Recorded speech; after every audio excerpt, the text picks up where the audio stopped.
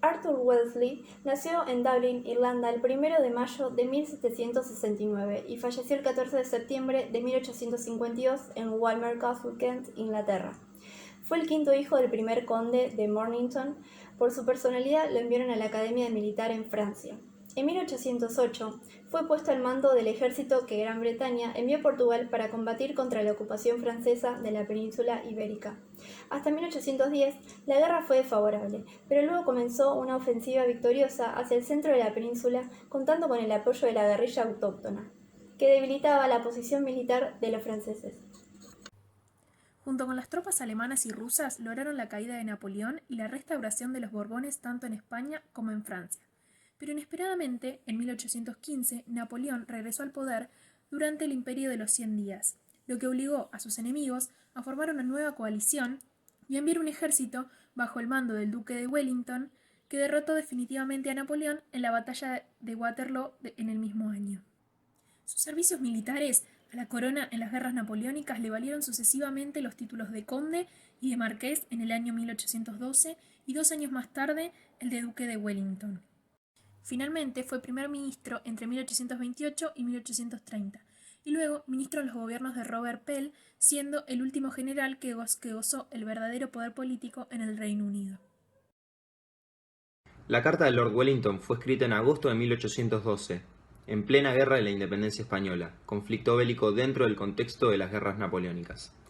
Lo que se manifiesta en esta carta es la desinformación sobre la verdadera ocupación de su ejército, el cual se puede dedicar a una de las dos siguientes alternativas, pero no a ambas.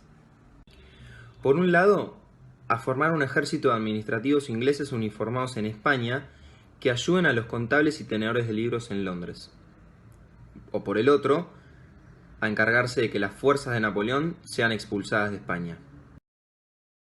Fue entre 1808 y 1815 cuando Wellesley llevó a cabo las hazañas que le otorgaron un lugar en la historia. Desde 1789, Francia se había visto envuelta en la Revolución, y tras llegar al gobierno en 1799, Napoleón se había hecho de facto con el poder en Europa. El gobierno británico buscaba opciones para terminar con la amenaza de Napoleón, y Wellesley ayudó a obtenerlas. Luego llegó como comandante en la expedición a Dinamarca en 1807, lo que pronto le promocionó a teniente general. El aspecto contable que podemos identificar es el de tenedores de libros, ya que son los que elaboran informes financieros basados en la información recopilada de los libros contables, que llevan las operaciones mercantiles realizadas durante un periodo determinado de tiempo. En el cuadro se pueden destacar cuestiones descriptas que tienen relación con la materia. Entre los objetivos de la carta surgiría que los contables y los tenedores del libro de la reina le solicitan al militar rendir cuentas del patrimonio que le entregaron para la compañía, tomar inventario, recuento físico de elementos, recursos, y no se ofrece solución alguna en la carta.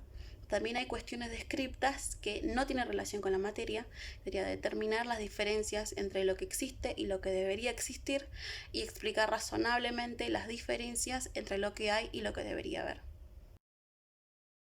En el caso de los frascos de mermelada lo explica aunque sufrió una tormenta de arena cuando los estaban enviando. Otro motivo que explicaría las diferencias podría ser el contexto en el cual se encuentra, teniendo en cuenta que está en una situación hostil. El concepto contable de materialidad es la relación de una cifra con respecto a un total. Cierta doctrina estableció que una partida tiene importancia relativa cuando un cambio en ella, en su presentación, en su evaluación, en su descripción o en cualquiera de los elementos pudiera significar un cambio en las decisiones del usuario del estado contable.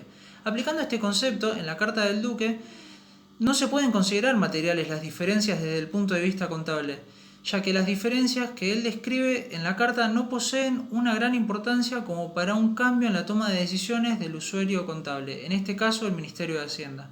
Por otro lado, la propuesta de indulgencia puede considerarse razonable, ya que las pérdidas materiales no son de gran valor. Cuando al final de la carta se expresa «esto me devuelve a mi propósito actual», lo que interpretamos que quiere decir es que se necesita saber información acerca del por qué se encuentra arrastrando al ejército por aquellos lugares cuando su propósito era expulsar a Napoleón de España.